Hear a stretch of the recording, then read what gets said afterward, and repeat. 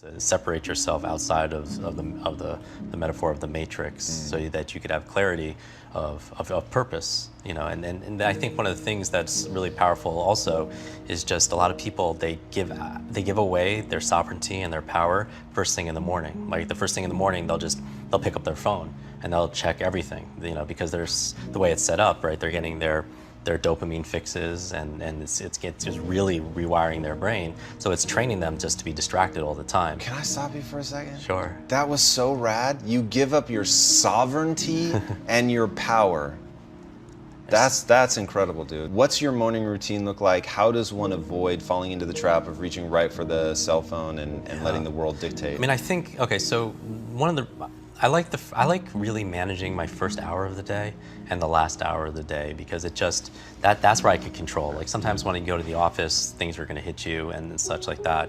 But here, when you wake up, instead of reaching for your phone, right? Because first of all, I don't keep the phone actually, and I don't touch my phone the first hour. Because the problem is when you check for your email, for instance, all you're training yourself is just how to respond. You're reacting to everybody else's demands that they have for you, all their requests of the things that they're sending you. And so that's something that I don't want to train my brain to do. I meditate 20 minutes in the morning. I have a full glass of water. I plan my day. I just write down 3 business things that I want to be able to focus on, and then 3 personal things, and that's a win for me. I don't have to go through a checklist of 200 things. If I just do these 3 things, it's a win for me. Even Will Smith, he says if 2 most important things, just run and read every day. Do something physically and something mentally to be able to keep yourself engaged and active to it. There's just all kinds of little hacks and manipulations that you can do, but most people are just incredibly blind. There's so many distractions and there's so many enemies that are out there, and it's literally rewiring our brain. Even social media, the challenge is, with these terms like Facebook depression and everything. What's that? This is social media depression, because whereas everyone's looking at their feed and they're comparing their lives to other people, their highlights of other people's lives. Wow. And there's actually less life satisfaction, more sadness, depression, and stuff like that, because everyone is comparing themselves to. Wow, that's a thing. Posting. And it's a challenge, but more and more time is spent there. But you mean these devices are created to literally jolt you with dopamine, give you these fixes. And also the other reason why you want to routine your life that's important is because a lot of people nowadays, in addition to the overload and the overwhelm we all feel from the demands, is something called decision fatigue. And decision fatigue is saying that, latest research is saying that you can only make a set amount of good decisions a day. And then after that, you can't. And so people like, even simply, you've heard that Mark Zuckerberg or Tony Hsieh, they wear the same clothes every single day, the same sweatshirt, the same Zappos t-shirts, and you ask them, not the same, they have a whole wardrobe, 20 of them. But the reason why is because they don't want to waste a decision on what should I wear today when they could be working on, the things that they're most excited about. Do you think there really is a finite number of good decisions that you can make in a day? Okay, so I do believe that after a certain amount of focused effort, people suffer from mental fatigue, and that's where they make more mistakes. That's where people become shorter with their temper. That's where the people make less than the best decisions ever, just because of fatigue and exhaustion, because they've been so focused doing certain other activities and such. Do you know Mark Divine? Yeah. All right, so he's got this concept of 20x, right? You're capable of 20 times more than you think you are. Yeah, I think that fascinates me. I think motivation is key. I think it's the key to life. I think it's the key to learning. I think people feel like that if they can't learn something or remember something, they're not tapped into their motivation, because they don't want to. Like even things like names, let's say they're self-admitting that they're really bad with names, but when it comes down to it, they don't really want to remember the person's name, except for they'll remember the names of the people they're attracted to. They remember the names of the people that could be good for business, because there's inherent motivation. And so, I always tell people, if someone's horrible with names, if there was a suitcase of $100,000 cash, if you just remember the name of the next stranger you meet, you're gonna remember that person's name. All of a sudden the person's a memory expert, but they didn't use any technique. So it had nothing to do with their capacity or their potential. It had everything to do whether or not they wanted to or not. And I really do believe that reasons reap results. That's the thing, that if you have enough reasons, you'll get the results. And I think that's one of the keys to learning faster. and remembering more. What motivates you, just in general? One of my very first students, she was a freshman, I was tutoring her, she read 30 books in 30 days, and I found out her motivation was her mother was diagnosed with terminal cancer and was given 60 days to live, and the books she was reading were books to save her mom's life. So for me, it's not about making a dollar, it's about making a difference. Like, I don't really get excited about $1 billion, but 1 billion brains coming online and unleashing their superpowers.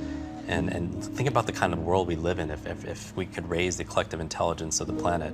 Where are the Elon Musk and Jeff Bezos that are just around, out that could just do amazing things out there? Tell people what you think about questions. I really do believe questions are the answer. I mean, if people have the experience of wanting to change their life, I would start not only with their body, but also the questions that they ask themselves. I believe that ask a new question, you get a new answer. And I think that all the value in the world started at that place. Someone asked a new question about, in business or in a relationship or in the world about putting a person on the moon, and brand new question, and all of a sudden we have brand new answers. And I think that the people that we admire in business that do, like Peter Thiel, or people like going from 0 to 1, they ask a different quality of question and they get a different quality of answer. I think people that read a page in a book get to the end and just forget what they just read, which we are all guilty of. You go back and you reread it and you still don't know what you just read.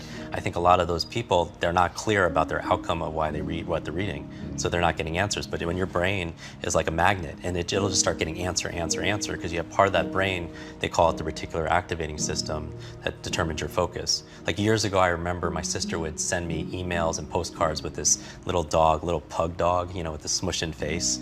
And I was like, why is she doing that? And then I realized that, it was her birthday coming up and stuff like that. But I just started seeing these pugs in Whole Foods, and I'm jogging in my neighborhood. I see a guy like walking 6 pug dogs and everything, and all of a sudden they started appearing everywhere.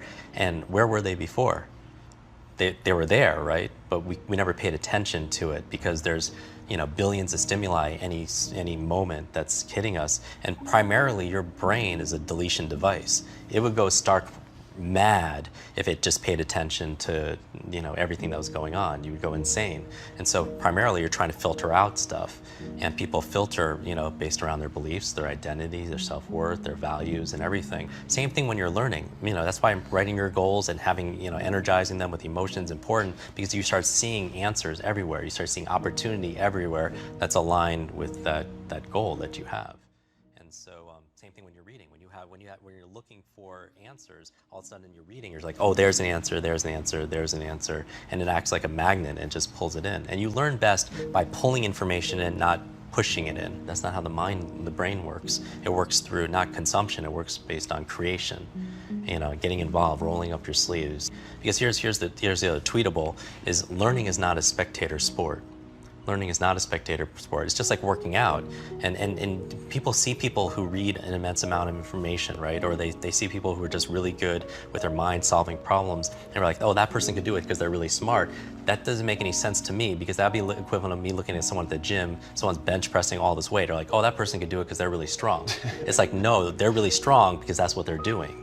Right? They're doing that on a regular basis. That's why they're showing those kind of results. Same thing with your brain. Your brain acts like a muscle. Obviously it's an organ, but it's like a muscle. It grows stronger with use, but it's use it or lose it. And so many of us are outsourcing our brains to our smart devices. So it's keeping your memory, keeping all this stuff. And so they call it digital dementia. How everyone's all forgetful and absent-minded, senior moments coming a little bit early, they can't remember simple things conversations, everything. It's because they're training their brain to have everyone else think about it, keep your schedule, all that stuff. So we live in an interesting world of overwhelm and anxiety, and people are still, they're so stressed, their amygdala is so under fire all the time, they're reacting as if a saber-toothed tiger is coming at them. When you're taking time for like white space to be creative, to be able to go for a walk, that's where you're going to create a lot of the innovations. That white space is very important. Yeah, no kidding. Yeah. What's your definition of a life well lived? Oh, a life well lived. Well, for me, I always focus on. I always wish people their lives be full of lots of love, lots of laughter, and always lots of learning. I really do believe the two things that fulfill me the most, because I think it's an individual thing. I think it's growth and giving. I call them grow givers.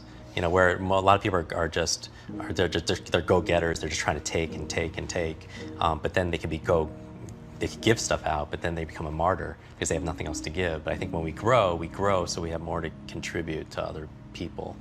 And I think that leaving the planet a little bit better, someone's life, a little bit better just because you were in it, I think that's a life worth lived. Awesome. I love it, Jim. Thank you so much for being on the show, Thank man. you. That was absolutely incredible. I love it.